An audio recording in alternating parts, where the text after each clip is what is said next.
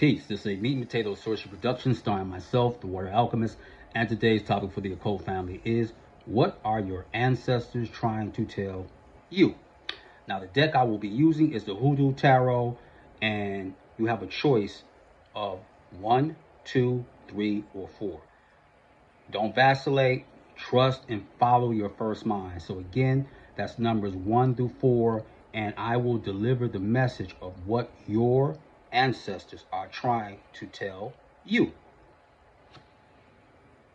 This is the first card, number 1. Strength.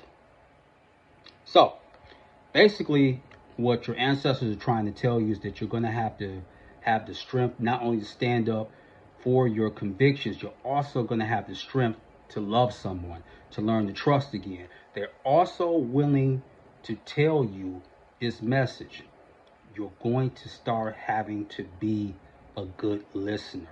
Part of the problem with a lot of people is they hear, but they don't listen. Just like you want your voice to be heard, let other people have their voice if they're respectful. The same thing you want for you, bestow that same courtesy to someone else. And also have the strength to stop doing the same things, playing it safe. If you don't like the job that you're at, then start finding your passion and let that become your vocation. Because sometimes you have to have the strength to forge a new path. So that's if you chose card number 1. This is card number 2. Gullah Jack. Now this would be tantamount to the Hangman. So what this basically means is that if you chose that, this means you're going through a lot of problems. Like you may have lost your job and you don't know how you're going to make it. So this is triggering a myriad of emotions. Or they cut your hours down. Or you may have to move, or you don't know how you're going to pay that water bill or that consumer bill. What's going to have to happen is that you're going to have to find diversions. I don't mean like alcohol or some other chemical dependency. I mean like riding it out and learning patience and trusting that just because you're going through a dark night of the soul and you catching it right now, it's not always going to be like that. There's going to be a silver lining, because just as things look often dark, it often serves to lead one to the light, not just outside, but inside. So whatever you're going through, you're going to make it.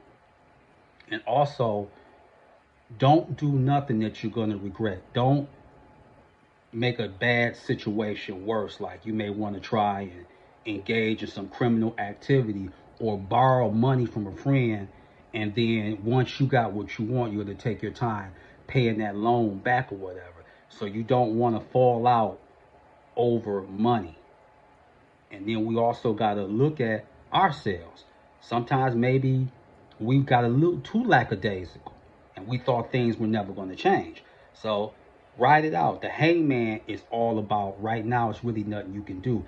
Everything is suspended at this point in time if you chose number 2. Now this is card number 3.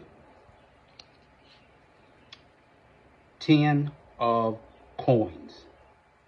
So basically what that means is that you may have to be that go-to person that rallies certain family members. And I'm not talking about your toxic mother, your toxic father. This may be your stepmother, your stepfather, or even your cousins. Get them together, because part of the reasons that y'all is so much dysfunction in the family because everybody thinking about somebody else's old money. And this could be akin to the will or whatever, or what they feel they're entitled to and what they deserve. Don't get set in that trap. I'm really imploring you, don't get set in that trap, because whatever is going to be is whatever it's going to be. So your role is just to rally like minds in your family and really trust that whatever good you're doing on their behalf, your ancestors will be most pleased, because they're more than going to watch over you. And you got to believe that, because you live within them. and vice versa. So let's go to the last card. If you chose number 4, 8 of Knives. So what this means is that you're getting your confidence back. And it's not that so much you lost it, but it was misplaced. And part of the reason that it was misplaced is because you was doing a victim mentality party. Woe is me. I'm feeling sorry for myself. But you seeing that started getting people to move away from you, because people got their own problems and they'll listen to you maybe the first or 1 or 2 times. But then after that, they like, look, I'm not going to listen to you complain all day. No one likes complainers. Now, either you going to help me and I help you and we figure out some solutions, or you need to stop ringing my phone. So you're learning that feeling sorry for yourself isn't the way. And in not feeling sorry for yourself, then this means you draw all the positive energy to you and you start getting back that confidence that was being eroded, but slowly. And that's how it always works. It works in increments. So now you're getting that confidence back and you're starting to believe in yourself again. So this is the message 1 through 4 that your ancestors are relaying to you. Have that strength. If things aren't going your way, ride it out.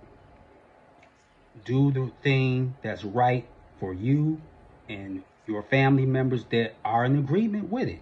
And the last card is you stopping feeling sorry for yourself, because your ancestors, like, you come from our bloodline. So there you have it. So with that, that is your meat and potato sorcery for the day. I'm the Water Alchemist. Be water, my friends. Peace.